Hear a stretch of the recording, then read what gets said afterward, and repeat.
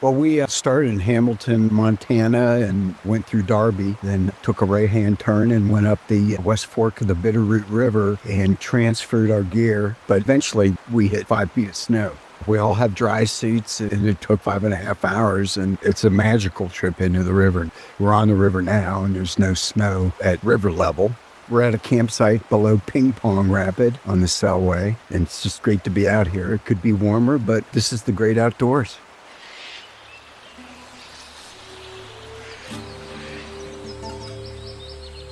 Welcome to The Trail Less Traveled, an adventure radio series and podcast dedicated to collecting stories and sounds from around the world in order to take you back to mankind's earliest form of entertainment, storytelling.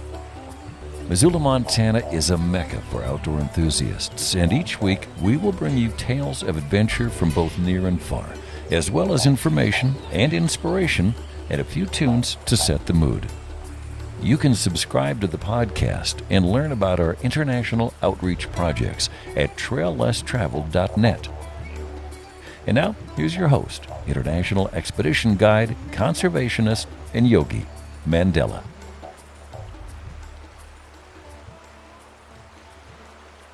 Today, The Trail Less Traveled is being recorded on the edge of the Selway River. We're in the Selway Bitterroot Wilderness, and today was an epic day. We woke up early. I'll go ahead and say that neither my guest or I slept last night.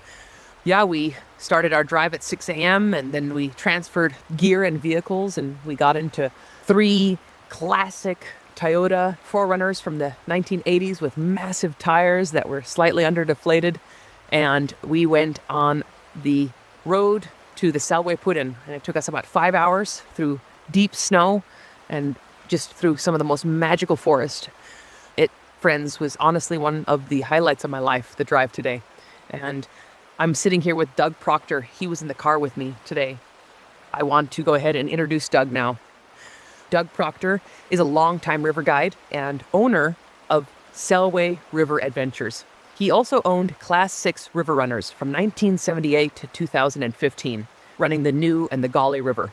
He has run rivers all over the world, including the Tachincini, the Biobío, the Futalafu, El Rio Pacuare, the Grand Canyon, and many others. So we are on a spring training trip for Selway River Adventures.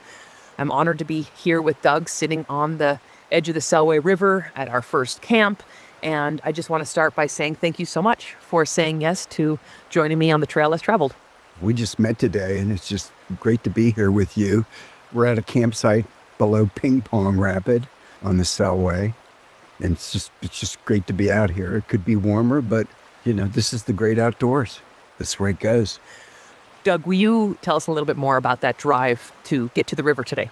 Well, we started in Hamilton, Montana, and went through Darby, then took a right-hand turn and went up the West Fork of the Bitterroot River and transferred our gear in some Toyota trucks. But, eventually we hit, 5 feet of snow. And, it's just an epic trip. It was snowing. The snowflakes were huge. We all have dry suits, and it took, 5.5 hours. And it's a magical trip into the river now. We're on the river now, and there's no snow at river level or thereabouts, but it was a cruise that none of us will ever forget. I came here 2 years ago in April, so I know what I was getting into, but most of the folks on our trip, or I think 5 or 6, have not been on the Selway at all. As we all know, it's a very hard river to get on because it's so few people get permits. Well, let's talk about that, because there's a good chance that someone listening, maybe in Missoula or internationally, doesn't know about the Selway River. We started at an elevation of about 3,000 feet. The river drops an average of 28 feet per mile. We're going to drop about 1,300 feet from Put-in to takeout. And there's about 38 named rapids on the river. Is that correct? Yes. There's what I call the big 7 or 8 or 4 plus rapids. We get down to the Moose Juice, what they call it, mile 26 or 30. And the river for a while drops 50 feet per mile. It's a 47-mile trip. But permit season is May 15th through July 31st, and just one group of 16 people launch a day. So not that many people get on the river. The head ranger last year told me like 13,000 people applied for permits. And of course, before May 15th, you don't need a permit. And after July 31st, you don't need a permit. So it's just, is it cold and too high in the spring or August? There might be enough water. Sometimes there isn't. So it's one of the hardest rivers in the lower 48 to get on because it was designated a wilderness trip and they just let 16 people go a day. I do want to talk to you more about the Selway River, more about it being a designated wilderness and a wild and scenic river. But let's go ahead and take a step back and learn about you and your upbringing and your background. So, Doug, my first question for you is, where did you grow up and how was adventure a part of your childhood? I grew up in east of Cincinnati, small town Terrace Park, and a small river, which is protected river. It was, I think, the 15th river put in the Wild and Scenic River System in 1975. It's called the Little Miami. So it's class 1. And with our families and with Boy Scouts, we canoed there. We probably canoed every river in southern Ohio, northern Kentucky, Indiana. And I would say our families canoeing and the Boy Scouts canoeing and just camping with scouting is why I'm here right now, because, going outdoors and even just going down and playing by the river every day after school was a very big part of my upbringing.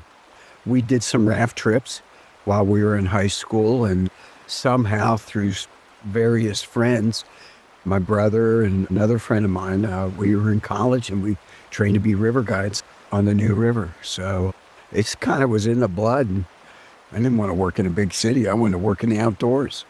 In college, I started guiding on the New River, and I graduated from college at the same time my brother and this other friend, Dave Arnold, did. And we went to be raft guides for $18 a day. That was in 1977.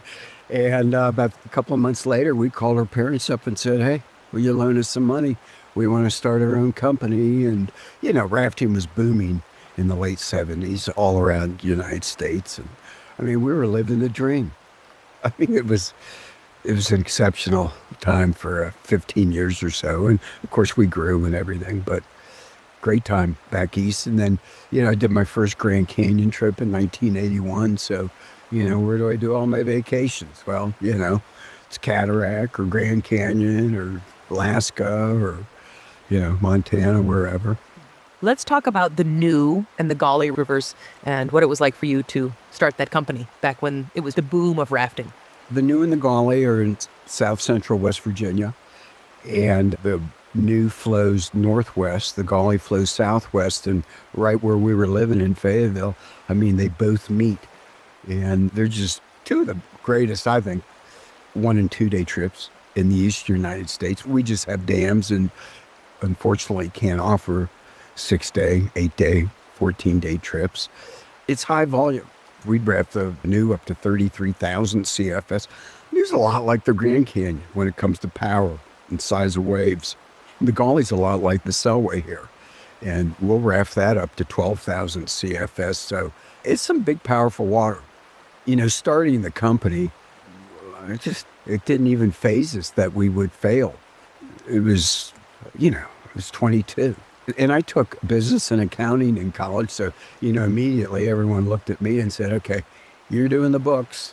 We want statements and all this. But I would do anything to get on the river. I like guiding. I didn't guide as much in my later years, but heck, I still guided I guide on the Selway here a couple trips a year and guided some Gauley trips up to 2018. So I just love being with people and, enjoying the outdoors. So you said a couple of terms that I want to make sure we explain if someone listening isn't familiar with rafting. So you said Class 6 is the name of the company. So can you go ahead and explain that rating system? I think the Grand was one of the first commercial rivers. Somehow they got on 1 to 10. And I don't know the history of rating rapids 1 through 6 internationally, but that's what most rivers are rated. 6 probably being unrunnable. Well, when it came time to find a name for the company, we just thought, Class 6, that's the highest rating rapid. It had the word class in it. And it actually got a great reputation in the country. It's not used as much now, but that's how the ratings and everything go on that. The New River in 78 became a national river and got that changed and is now the 63rd national park in the country. The Gauley River is a national recreation area, so they're protected by the federal government, as a lot of rivers here in Idaho are, and the Selway is too. Mm-hmm.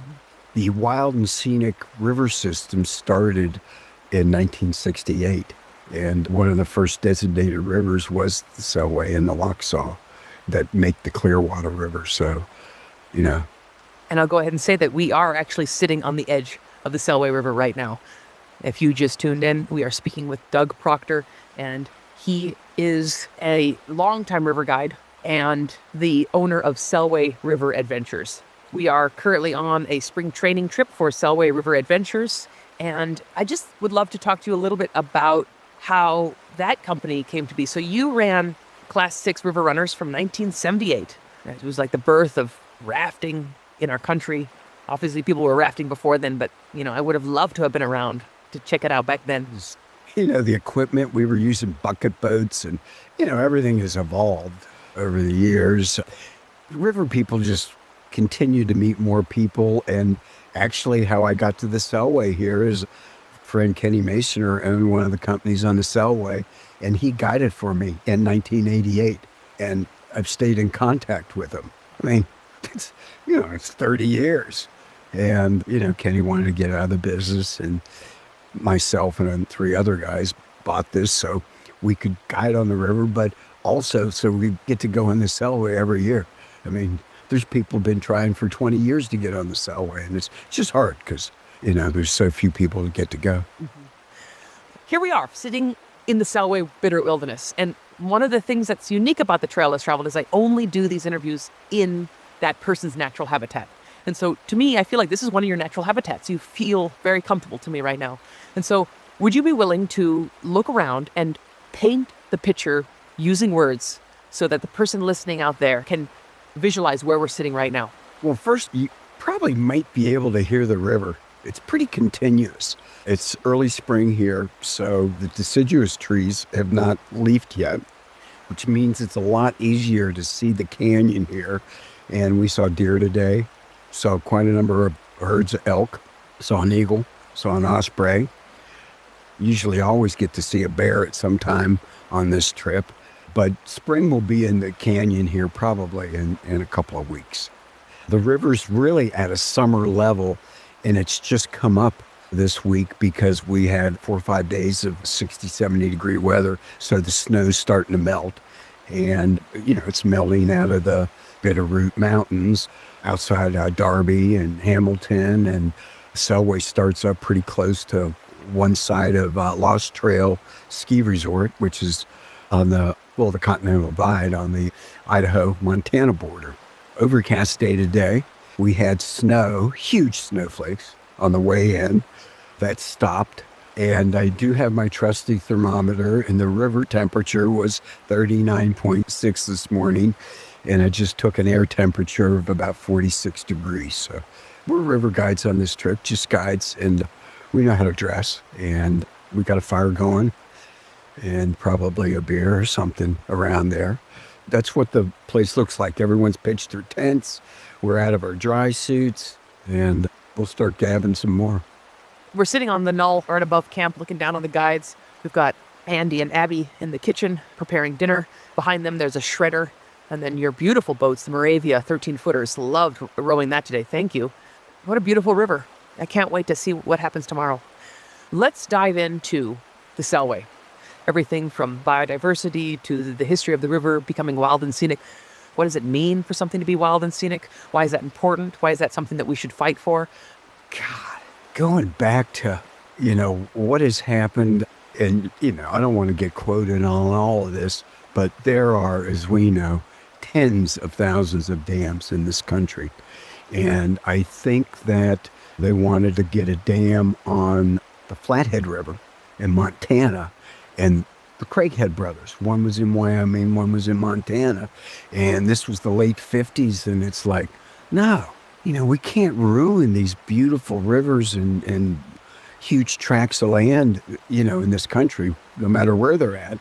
And In 64, the Wilderness Preservation Act was passed, and in 68, the Wild and Scenic Rivers Act was passed. And this was the forefront of, I guess, what we would call our government is protecting land and rivers.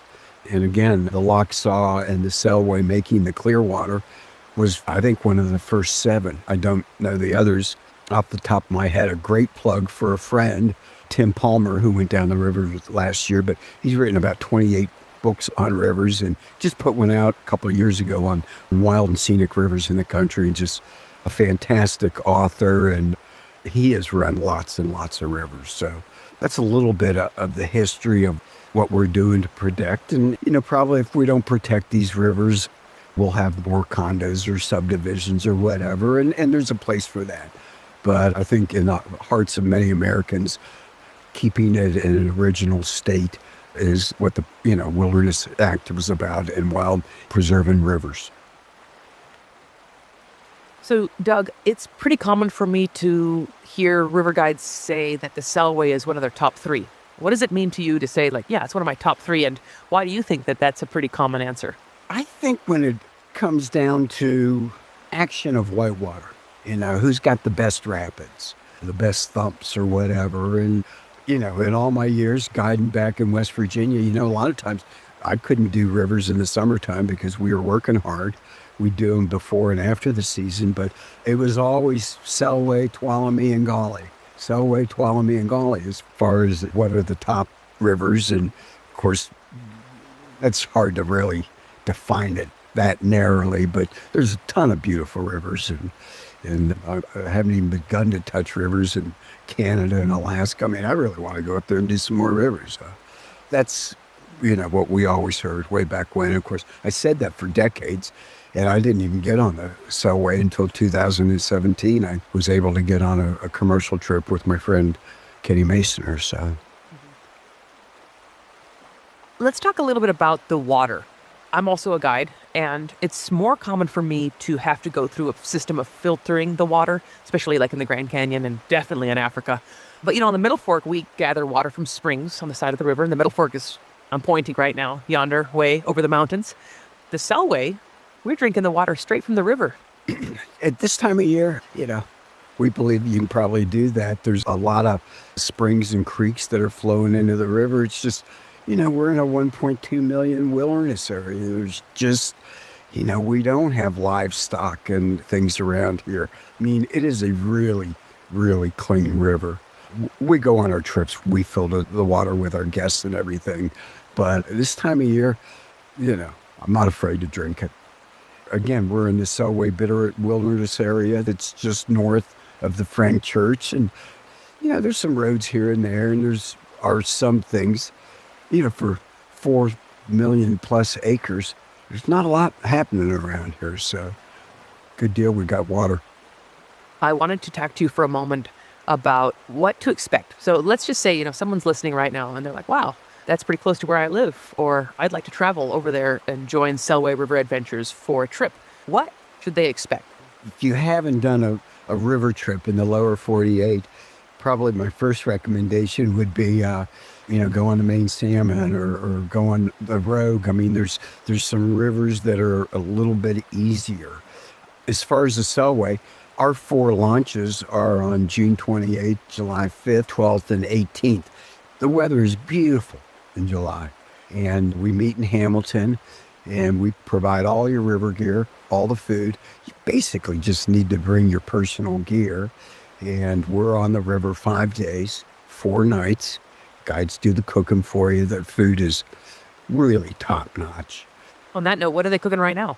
I think I saw salmon for dinner. Sockeye salmon. Oh, gosh, nice. Andy and Abby were up in Missoula, and they shopped for food on Monday and Tuesday morning. And river guides are on extended river trips they're great cooks. It's fun. People get to see the Dutch ovens come out, and, we're grilling and baking. Do you think if someone was curious about doing a river trip for the first time, maybe even a multi-day trip, do you think that they need to have experience before going? For someone listening who's saying, I can't do it because I don't have an experience. Well, yes, you can. I mean, you just have to have the will, and I would not pick the hardest river in the country to do. I mean, there's rivers of all different levels in the Northwest. I mean, the trips are in dry weather, so it's beautiful weather in late June, July, and August. Are you coming with your spouse or your favorite girlfriend, or do you want to bring your kids that are 6, 7, and 8 years? There are a lot of rivers offered a different type of experience, or as far as, let's say, level of, how hard it is to do it. But there's a lot that just, all you got to do is fill out the form and, communicate with the office and know what you need to bring and choose a good outfitter. But most of the outfitters get licensed through the state, so they're going to take care of you. They really will. And, if you've never done anything, my Lord, go visit a national park. Go do a river trip. Get outdoors for 5 or 6 days. We all know there's people that leave our trips that are changed. They change when they leave, and it's like they can't wait to do another trip. My company in West Virginia, we're going to have a reunion, the Class 6 River Runners, in August. But I can tell you, tons of people literally bring groups for decades with us.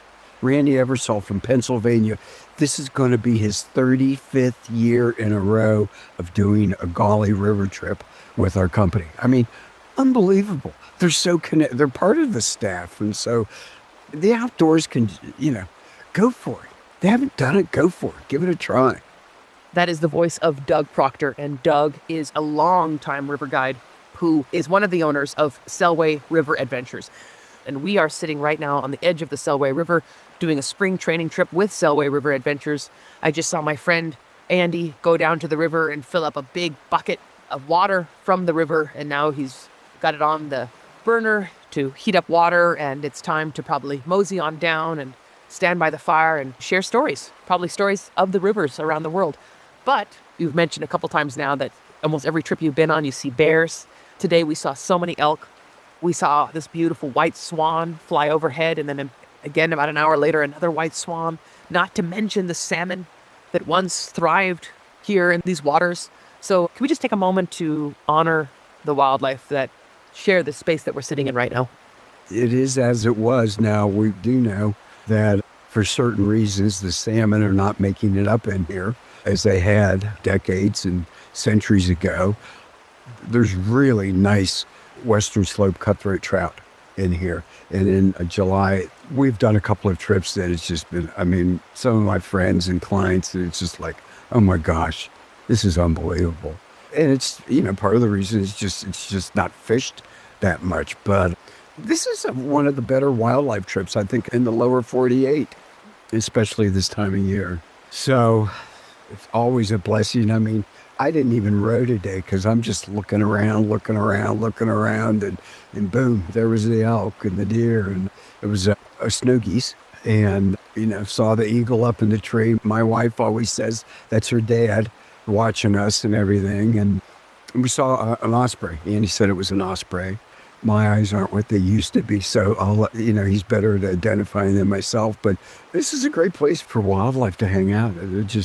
There are, hunt camps. They do have controlled hunting in Idaho here. And there's a hunt camp just right around the corner where we put in today, but not now, but they do in the fall. So maybe someone can get you down here for a hunt. Inshallah. When we come back, it's going to be farther downstream. Floating down the river, so you probably hear the rapids in the background, and my equipment might get wet, which is fine. That's what happens when you're recording on location. We just had a really nice conversation about conservation and protecting these resources. I want to talk to you about salmon and steelhead recovery. Right now, these waters that we're floating on is prime habitat for salmon and steelhead. Like many listeners know, the returns are not the same. So would you reflect a little bit about those species and what's going on there and what folks can do to get engaged? When you think of the eagle and the DDT back in the 30s and 40s, it's just, salmon and steelhead. There's a possibility of extinction soon. And then just, a fish that goes 1,200 miles from the ocean up to Redfish Lake on the Salmon River or up the Selway River, all these rivers, the Clearwater, the Locksaw. I just can't believe that the country would let this happen. I hear that there's plans out there for mitigation, but it's something that I'd like to get more involved with. There's a problem. We might have a species of fish that's extinct soon. I think there's 4 or 5 big dams on the Columbia, and then the word is that the 4 dams that are on the Snake River, if they were breached or brought down, would make a real difference and create survival of the salmon fish. So this is what the talk is right now, is to take these dams down. But, again, we have multiple users, farmers and barge traffic, that have problems with that. It's politics and it's money. But an amazing story of a fish that goes 1,200 miles. I believe it's 1,200 from the ocean up to one of the places is Redfish Lake, very near where I live right now. And I talked to Dave Kimpton, who used to be a ranger up there. He lives down the road from me. He says, I used to be able to walk across the river when the salmon were coming up and spawning. I'd love to do that. Maybe I'll see that in my lifetime. It's a wish of mine. Well, we're moving the boat between 2 features here, and I'm not too worried because my equipment's waterproof. But, Doug, because this is a radio show and we're floating down the river, do you mind describing to the listener what you see right now? Well, we're at an interesting point on the river. This is Selway Lodge down here, and it's a lot more visible today than it is in the summertime when the deciduous trees are out. But, in the late 1800s and early 1900s, in the first 30, 40 years in the 1900s, there were people that lived in this canyon. And the Forest Service was here, and the Renshaws, they were the ones that developed this farm, which is now Selway Lodge. The one lady wrote the book on I Never Felt Poor Except When I Went to Town. And the book was about her experience living here from 1932 to 1948. We got a bridge across the river here. There's about 3 or 4 of them in the canyon. And we have a hiking trail all the way through the Selway River. So horseback riding on the trail and hiking are in addition to experiencing this canyon to the rafting we're doing here right now.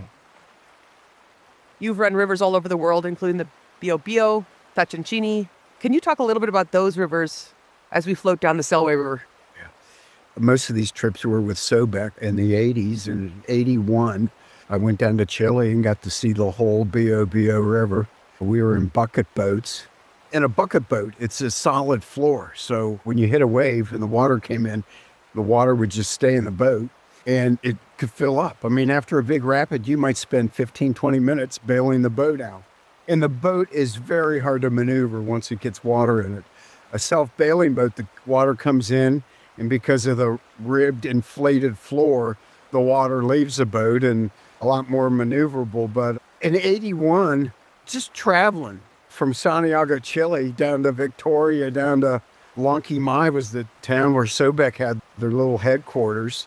Got that whole trip on the train. I mean, the train trip, it was 24 hours in sleeper cars. These were like 1940 mahogany cars that you slept in. It was really cool. And of course, the Biobío now is, I think the majority of the river is underwater because of dams and the need for electric power. But a sensational trip, just amazing.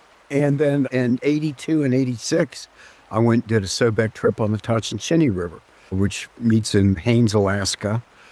And it's a river that starts in the Yukon Territory, goes through British Columbia, and ends up in the United States. And the river's probably 30 yards wide at the beginning at hundreds of CFS. And by the time it confluences with the Alsek and goes out to the ocean, I don't know, could be 500,000 CFS and some minor whitewater at the beginning. And then after that, it's just a fast-moving river, but, glaciers and grizzly bear. And when you start that trip, bald eagles hang out around Haines, Alaska on the Chilkat River because of hot springs. And so you're floating down the river and, here's 3 bald eagle in that tree, and here's 8 over in this tree. I mean, we saw hundreds and hundreds of bald eagles on the beginning of that trip. So saw some moose, got to walk on a glacier they called Walker Glacier because we walked on it. And those are some of the things I remembered on the trip. the trip ends near, you float by Mount Fairweather. So you're just miles away from the ocean. And, here's 15,000 Mount Fairweather. There was a beautiful day when we floated by, wildflowers all over the place. But, talk about being out it's like the Selway, beer, and the tot, the all sack. I mean, you're in the great outdoors. You're out there, So, no communication, no help, survive.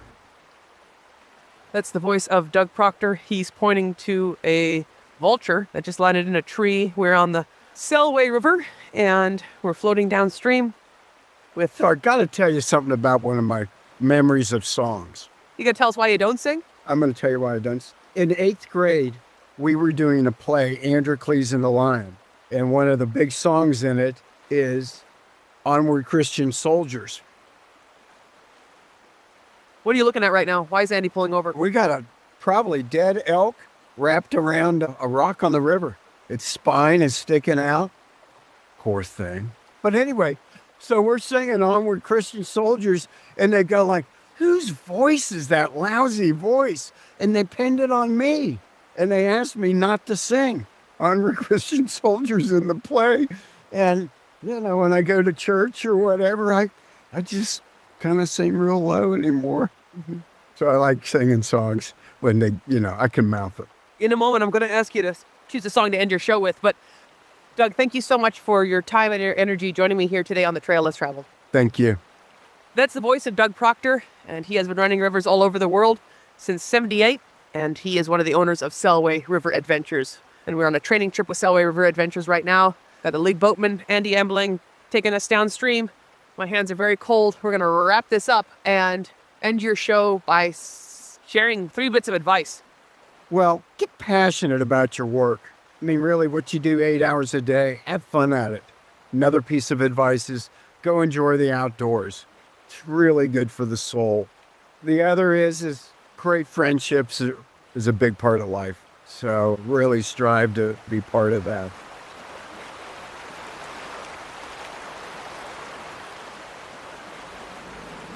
Namaste, Missoula. Mandela here, your host of The Trail Less Traveled.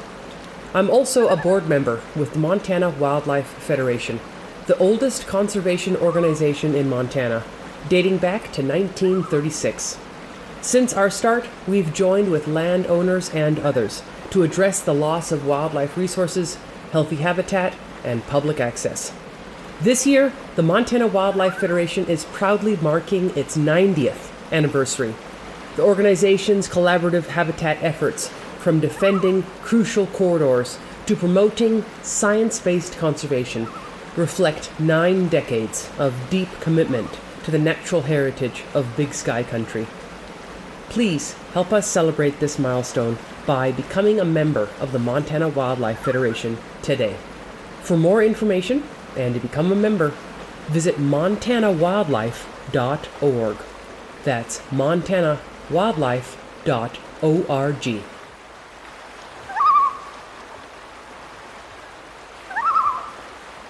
That's it for this week's adventure, my friends in Missoula and around the world.